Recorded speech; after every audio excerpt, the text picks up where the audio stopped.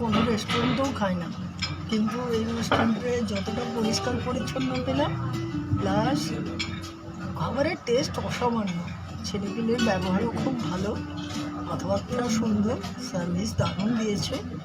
আর অতিথি আপ্যায়ন যথেষ্ট ভালো, সাজাবাটও ভালো।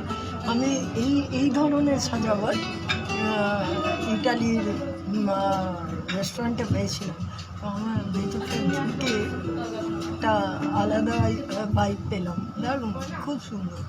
মানে আমি চাই যে বারাসাতের মতো একটা জায়গায় এই ধরনের যে আছে এরা ফ্লারিশ করুক, আরও লোক আসুক, ওরাও খাবারের আনন্দ নিক, আমাদের ছেলেপেলেও ভালো থাকুক।